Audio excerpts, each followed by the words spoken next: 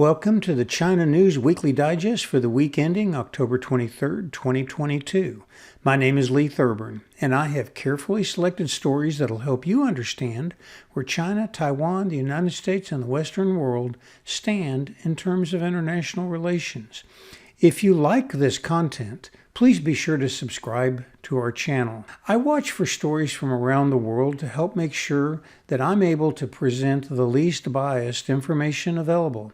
Each story is cross-checked against a variety of sources to try and make sure that the information is as accurate and valid as is possible. This week, all stories are presented against the context or the background of the 20th Congress of the Chinese Communist Party, in which Xi Jinping on Sunday the 23rd, today, was actually elected, if that's the right term. He was nominated and elected as the Secretary General for another 5-year term, and of course he'll end up also being the President of the nation. On October 16th, a couple of days into the 20th Congress, an unknown protester hung a banner from a bridge in Beijing. The banner was quickly photographed and spread across the internet, regardless of the fact that the police removed it from the internet within hours. The banner proclaimed, "Say no to COVID test, yes to food. No to lockdown, yes to freedom. No to lies, yes to dignity. No to cultural revolution, yes to reform. No to great leader, yes to vote. Don't be a slave, be a citizen. Remove dictator and national traitor Xi Jinping." The protest triggered a series of copycat protests around the world. Clearly, there is an element of the Chinese population that is not fully enamored with Xi and his policies. One can only guess as to the extent of the discontent, as expressing discontent is rapidly and severely punished, especially during major national political events like the 20th Congress.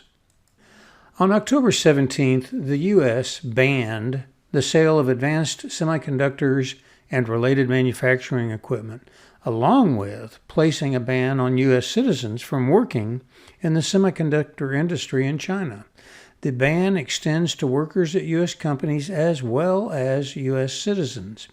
Because U.S. and other foreign engineers hold high-level positions at most Chinese semiconductor firms, the result is a significant impediment to the production and assembly of semiconductors and related components in China. The ban will effectively shut down much of the semiconductor industry in China. The ban is specifically targeted at the type of advanced semiconductors that are used in weapons manufacture and that are used by military planners in logistics operations. Additionally, Dutch semiconductor manufacturer ASML, the premier supplier of critical equipment to manufacturers of advanced semiconductors throughout the world, has likewise restricted services and equipment to China as a result of the U.S. ban. ASML manufactures a machine that is unique and critical to the production of the most advanced microprocessors, of the type most useful to military and aviation equipment. The ban deals a significant blow to Xi's dream of making China a technological leader in the semiconductor space. At least partly due to the ban that we just discussed, Xi issued a statement using the term blackmail for the first time in the context of global economic competition and restrictions. This is a clear signal of Xi's displeasure at the U.S. semiconductor ban and the negative economic impact that it will have. This is no small thing. It has major implications. On October 20th, Xi Jinping warned that additional taxes on the wealthy may be needed to address the income and wealth inequality that has become a cultural problem in China. This is significant because China has a declining tax revenue due to the lengthy lockdowns and other issues that have severely impacted China's productivity during the last 2 years. While exact data is not easy to obtain, it is generally known that COVID lockdowns and blackouts due to energy source issues, such as the lack of hydroelectric electricity production due to the droughts, have severely curtailed overall Chinese industrial production. The impact has been to reduce tax collections. As a result of Xi's warning, you can expect capital flight from China, especially towards real estate investments in the United States and other Western countries, to accelerate in coming months.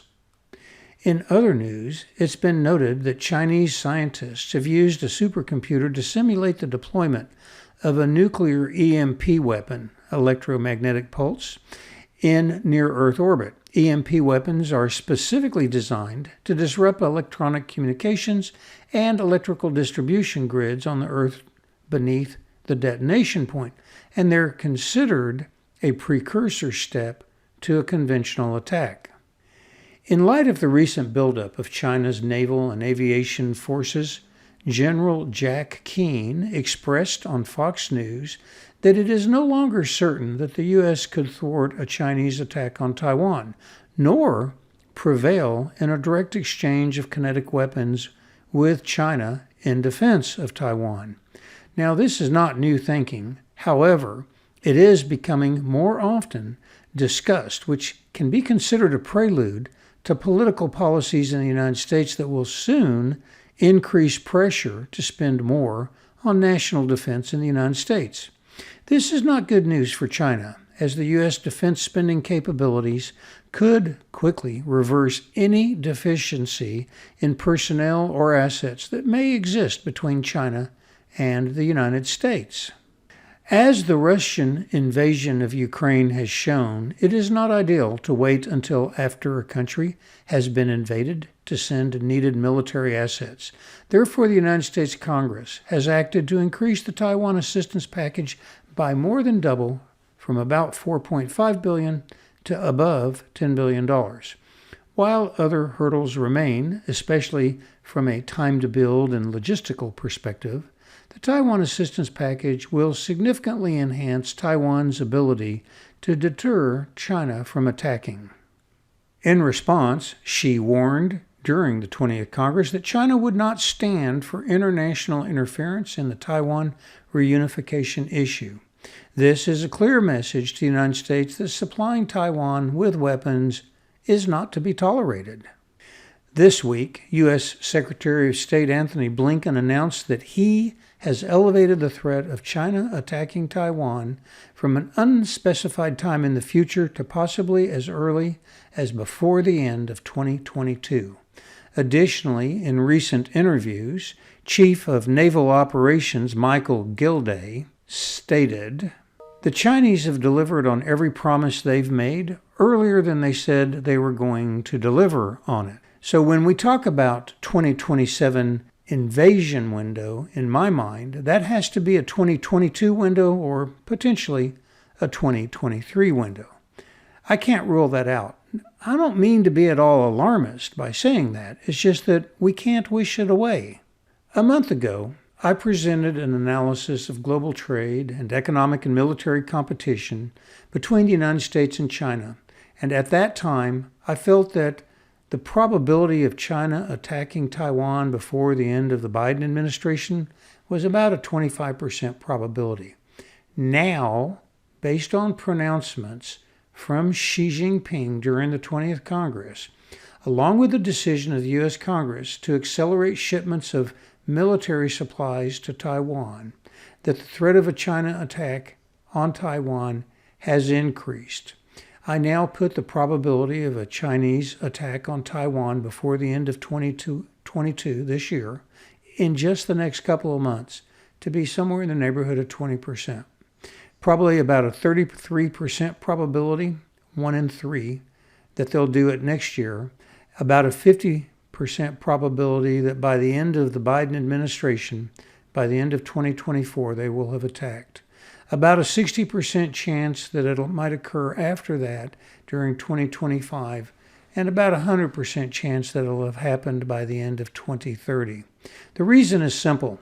The longer that China waits, the more likely they are to find that Taiwan is better prepared and better armed, and that the United States and the Western world also is better armed, and also that China's economy will be weaker. Simply put, time is no longer on China's side. The sooner that they act, the more likely they will be to have the upper hand. So what can we do to avert this possibility? Well, that will be the subject of my next video.